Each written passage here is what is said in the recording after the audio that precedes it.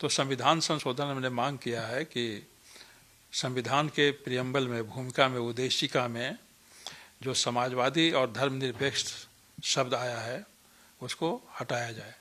हमारा कहना है कि जो संविधान का मूल प्रति है, संविधान जो मूल रूप से जो 1949 में एडॉप्ट हुआ, जो 1950 से लागू है, उसमें ये दो शब्द नहीं थे।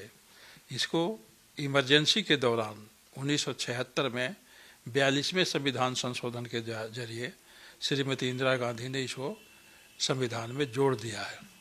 उस समय जो जोड़ा गया, कोई बहस संसद में नहीं हुआ। विपक्ष के सारे नेता, अटल बिहारी वाजपेयी, लाल कृष्ण आडवाणी, इस तरह के जॉर्ज फर्नांडिस, सारे लोग जेलों में बंद थे। लोकतंत्र बिल्कुल एक तरह से हत्या की स्थिति में थी और वैसी परिस्थिति में इंदिरा जी ने ये दो शब्द जोड़ दिए। तो ये बाद में जोड़ा गया शब्द है, संविधान को अपने मूल रूप में ही रहने दिया जाए। और यहाँ तक कि ये जो दो शब्द हैं, संविधान सभा ने भी इस पर डिबेट किया था। संविधान सभा में भी इस पर बहस हुआ कि ये दो शब्द होना चाहिए कि नहीं होना चाहिए। कुछ सदस्य चाहते थे कि ये होना चाहिए। जो संविधान सभा के ड्राफ्टिंग कमेटी के चेयरमैन अंबेडकर साहब थे, उन्होंने जवाब दिया, बताया कि यहाँ भारत मूल रूप से धर्मनिरपेक्ष इसकी आत्मा में है। इस शब्द को जोड़ने की जरूरत नहीं है। और जो संविधान का ढांचा है उसमें हर जगह ऐसे ही इसमें नियम बनाए गए, इसी ही प्रावधान किया गया है जो धर्मनिरपेक्ष शब्द को ही मतलब उसको पालन करता है। तो इसकी आवश्यकता नहीं है। दूसरा, कि जो समाजवादी शब्द है, समाजवादी शब्द पर भी बहस हुआ। अंबेडकर साहब ने उसका जवाब दिया कि अभी जो हम संविधान सभा हैं, हम भावी पीढ़ी को किसी एक राजनीतिक और आर्थिक दर्शन के लिए बाध्य नहीं कर सकते हैं कि इसी नीति पर वो चलता रहे। कल होकर कोई आर्थिक नीति बदलना चाहेगा तो हम आज उसको समाजवादी में कैसे हम जोड़ देंगे। जहाँ तक समाजवाद का संबंध है, वो लोक कल्याण से संबंधी है कि लोग का कैसे कल्याण हो, गरीबी का उन्मूलन कैसे हो, सबों का धन का वितरण हो।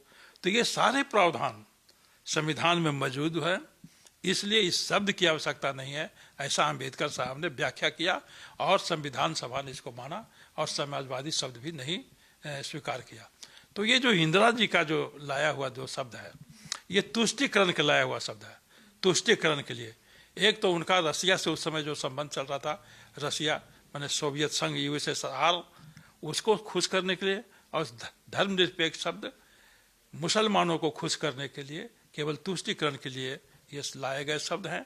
ये अनावश्यक हैं, बाद में जोड़े गए शब्द हैं, इसकी कोई ज़रूरत नहीं है। भारत का जो समाज है वो मूल रूप से सभी धर्मों को समान, सर्वधर्म समभाव का हमारा समाज है, इसकी कोई ज़रूरत नहीं है। यहाँ धर्मनिरपेक्ष हो ही नहीं सकता, सर्वधर्म समभाव की यहाँ पर व्यवस्था है। हम धर्म से निरपेक्ष नहीं हो सकते। ये मूल रूप से यह कहना गलत है कि कोई धर्म से निरपेक्ष होगा। ये सही है, आपका कहना सही है कि प्राइवेट मेंबर बिल अधिकतर पास नहीं होते हैं और पड़े रहते हैं। अगर जैसा कि आप खुद कह रही हैं कि 14 ही पास हुआ, तो हम भी मानते हैं कि हमारा बिल भी कोई ऐसा नहीं है कि पास ही हो जाएगा। लेकिन इससे बहस तो छिड़ा सरकार का और समाज का ध्यान इस पर हमने आकृष्ट किया। हम इसको पत्र लिख करके सरकार का भी ध्यान आकृष्ट करेंगे, वो भी कार्रवाई कर सकते हैं। ये आगे चलने का है मुद्दा। अगर पास हो गया तो बहुत अच्छा, नहीं हुआ तो बहस हुआ।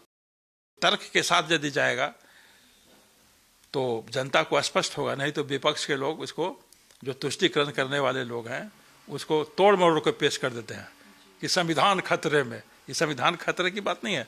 संविधान को सुदृढ़ और संविधान को उसकी मूल स्वरूप में लाने का ये विधेयक है।